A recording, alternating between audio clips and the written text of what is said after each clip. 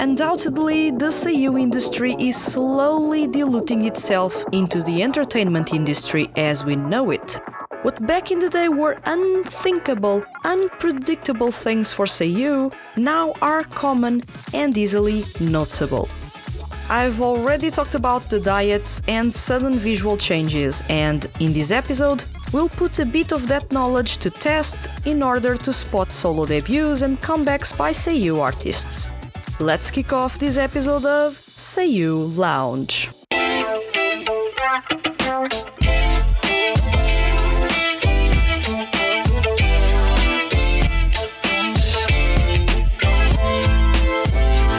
Welcome to Seiyuu Lounge. I am your host Vanessa, and today's topic is 3 signs that seiyuu are making a solo debut or releasing new music.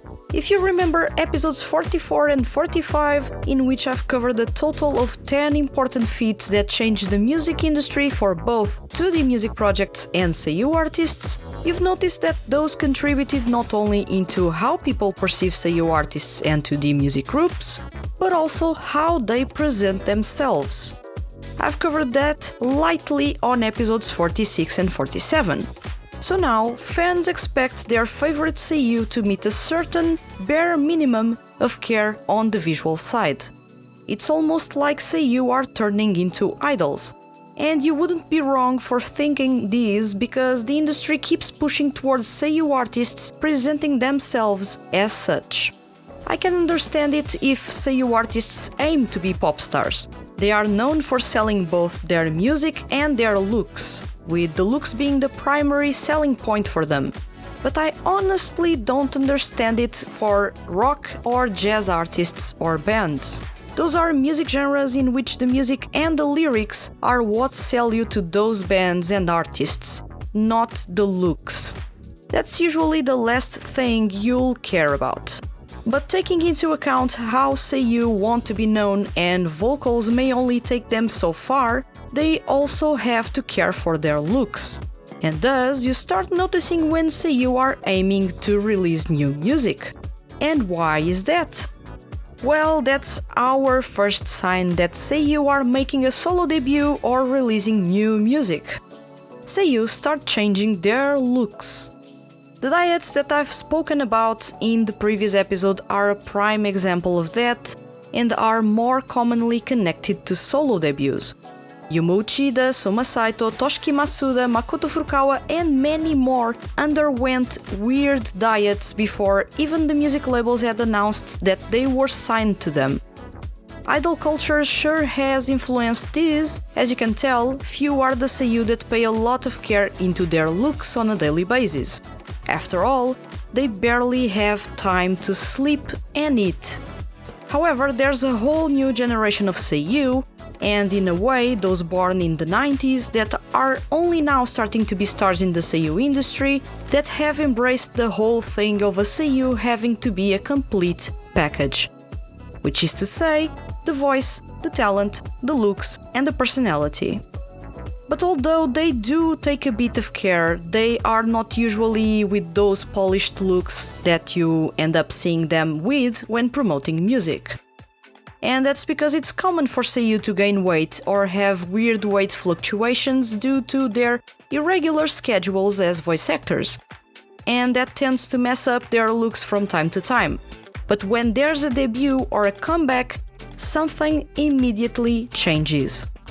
Despite their weird schedules, they are continuously for, let's say, 1-2 months prior to a music release, losing weight. And you can notice that even if you don't follow the seiyuu in question that closely.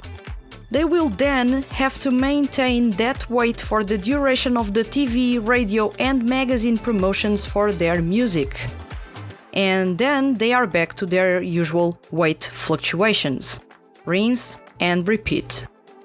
At times, there are seiyuu that start the weight loss process half a year or even a year before their debut in order to not give away that they'll make a debut. It's not common, but the case of Soma Saito is really similar, as when people noticed he was already too thin, his debut had already been announced. At the same time, if a seiyuu has all of a sudden started fixing their teeth and skin, especially noticeable in the face, and have yet to take a step in the music industry, it can also hint at a seiyuu working towards a solo debut. The best example of that is Makoto Furukawa, that months before his debut started working on his visuals. But this one is a fallible way to spot a solo debut.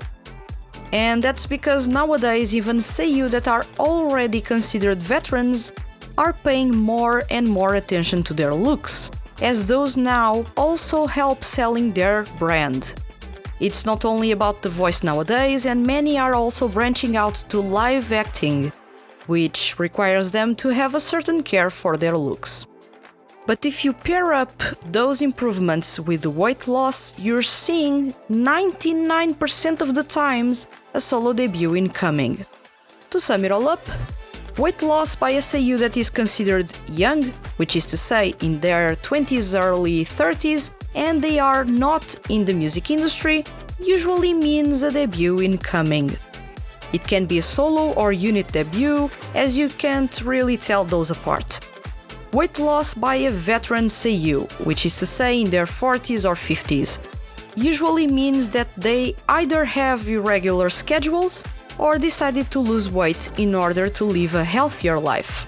A good example of that was the massive weight loss that Kosuke Toriumi underwent a couple of years ago.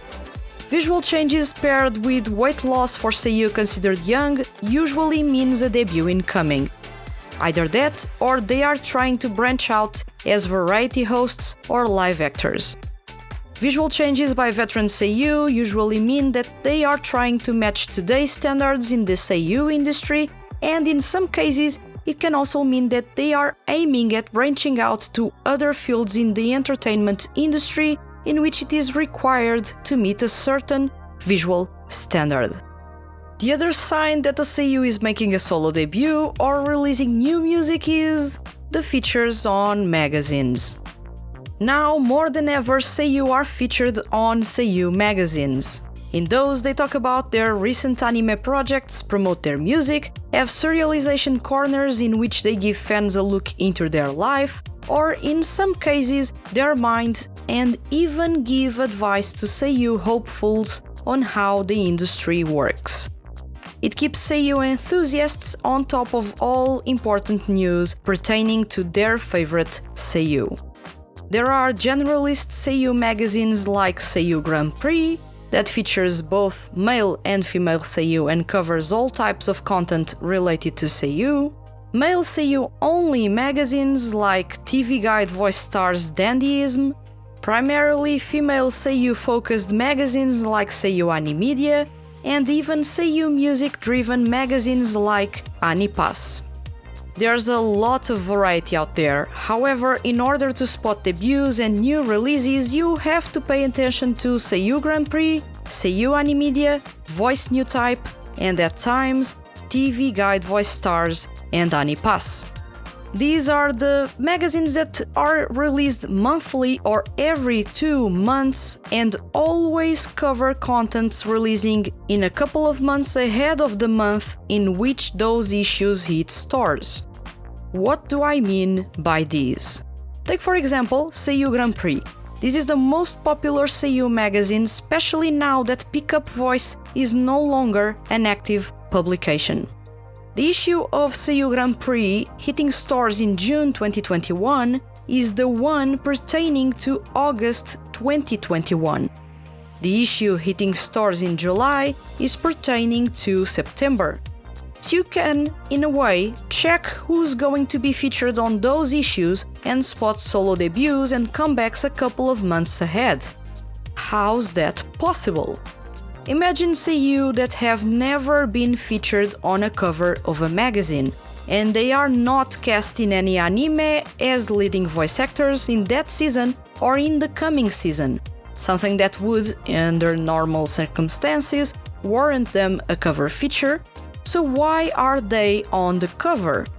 It can be a career anniversary, it can be an exclusive serialization feature, but most likely it is a debut. Another example, a popular seiyuu that is also an artist is not voicing main characters in anime in that season nor in the coming one. They already have a serialization corner in that magazine. So why are they featured on the cover or have a special feature when their career seems rather quiet? Usually because a new release is coming. And why can you spot those debuts and new releases through magazine features? It's common practice for talent agencies, anime distributors, or music labels to pay for main cover features for their talents or artists. The wide majority of promotional interviews are paid by the music labels, in case of music, anime distributors in case of anime, or talent agencies in special cases. In the opposite side, magazines pay seiyuu to be featured exclusively in specific issues or having special serialization corners. Music labels try to put their talents in as many covers and special features as possible to make sure their seiyuu artist is everywhere. Check for example the promotions on magazines for Takuya Eguchi's solo debut. He was in over 10 different magazines, all published 1 month before or even in the month of the mini album's release. Kiramune invested a lot of money in making sure Eguchi's solo debut was known. An interesting thing as well is how, although magazines are prepared 2 or 3 months ahead of its release, the details on the contents of some features are only unveiled closer to the day of publishing. Why is that? Because those features have to be timed with debuts or comebacks in order to not violate embargo rules on the content.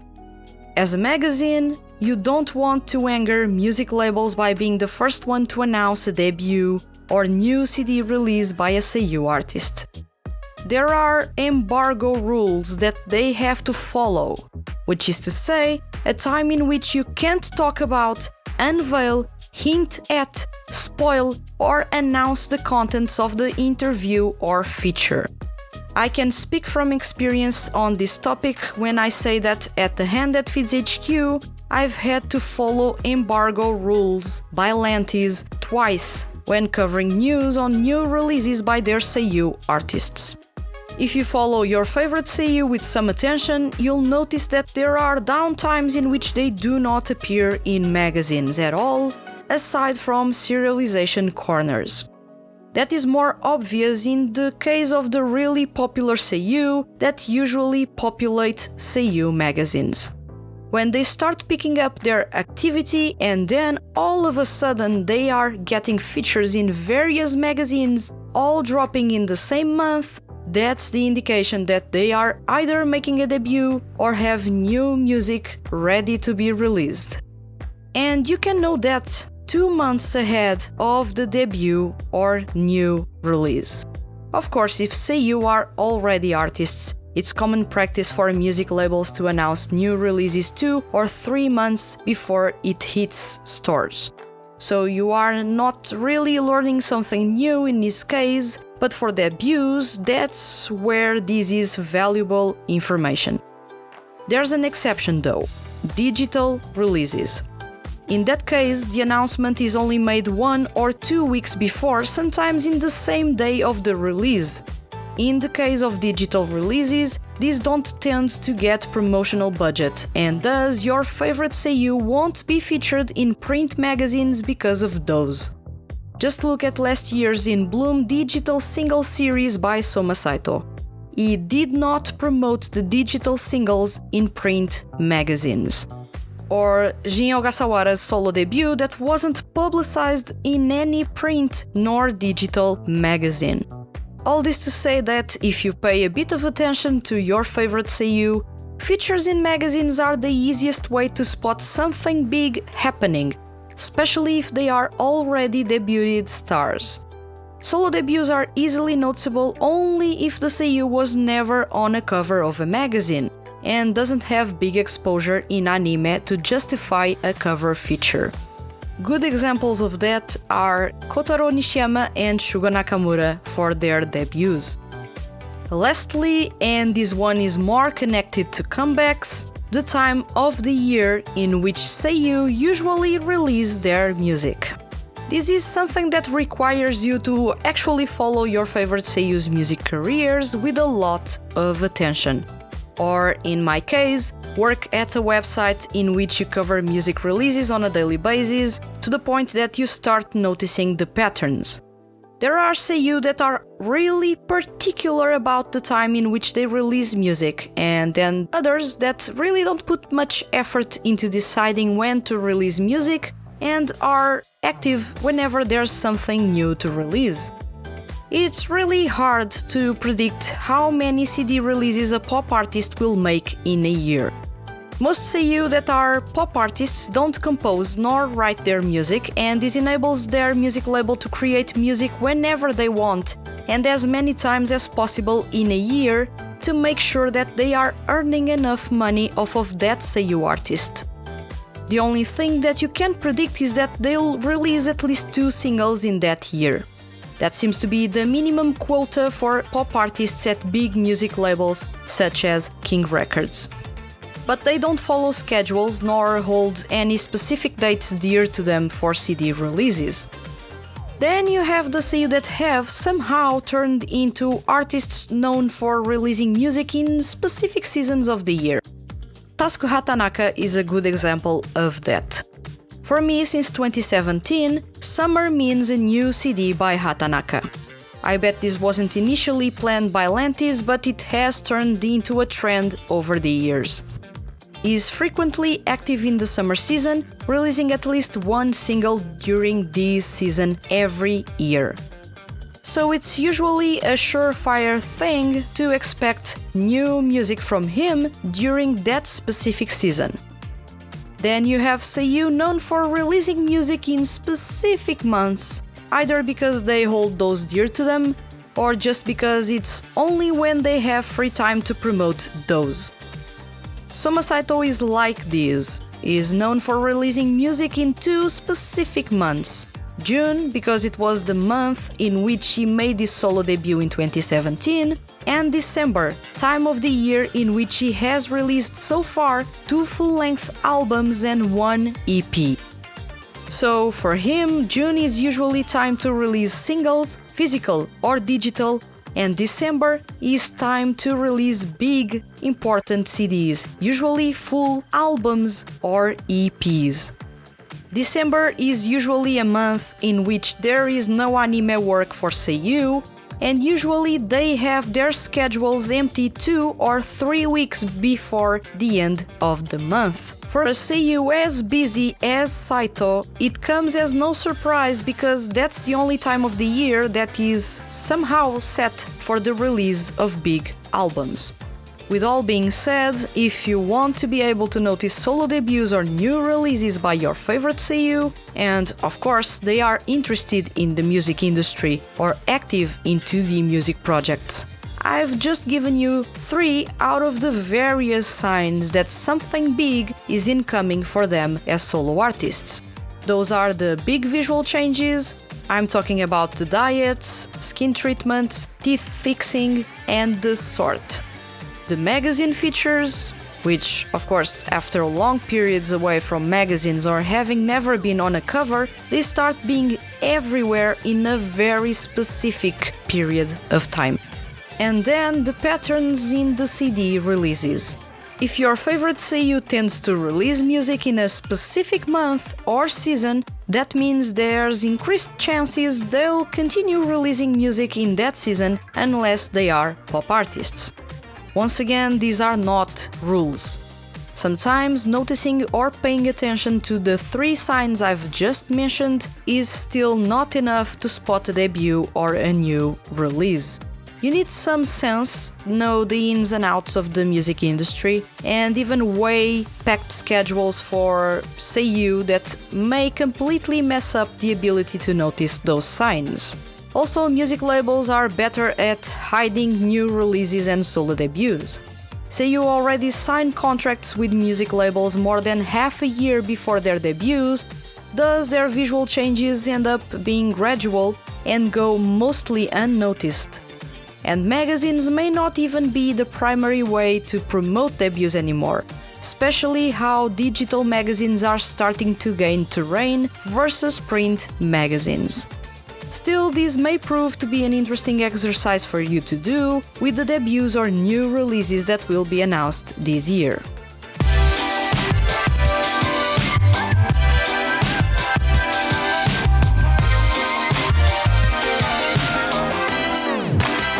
I've just given you were 3 signs that say you are making a solo debut or releasing new music. These are far from being rules and are, of course, based on my experience. There are many more signs that need to be taken into account in order to notice debuts, as those usually are shrouded in mystery. I can safely say that I was not expecting the solo debuts of Takuya Guchi. Just look at all the things he does, I was sure he wouldn't have the time for a solo debut. And then Daiki Yamashita, that although praised for his singing skills, had never expressed intentions to debut as a solo artist. And the signs I've just told you about didn't help much because magazines had an embargo on their features with Takuya Guchi, and on Daiki Yamashita's side, Ace Sketch didn't promote him that strongly on print magazines. On the other hand, new music by already debuted solo artists is easy to spot if you follow their careers close enough to pay attention to all those signs. All in all, what I've just given you is a starter kit to notice solo debuts and new releases by your favorite seiyuu. Have fun with it and let me know if those signs helped you noticing those when they happen. Now tell me, can you spot debuts from a mile away, or are you often surprised when the news come out? Are there any specific signs that you pay attention to when looking for a way to notice debuts or new music releases? Let me know in the comments below, and remember, leave your comments as complex or as simple as they may be, and you can be featured on upcoming episodes of Seiyuu Lounge. If you enjoyed this episode and don't want to miss the Hand That Feeds HQ's weekly male seiyuu and music-related content, hit the subscribe button. I'll return next week with another episode of Seiyuu Lounge. Thank you for listening and see you guys around.